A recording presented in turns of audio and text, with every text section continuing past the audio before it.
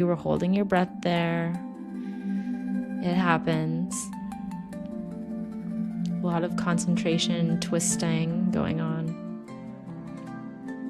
Edge of your mat, your hands on the blocks, lower down into a yogi squat, and then straighten your legs right back up. And exhale, come down again. We're going 10, 9, 8, 7, 6, 5, 4, 3, 2.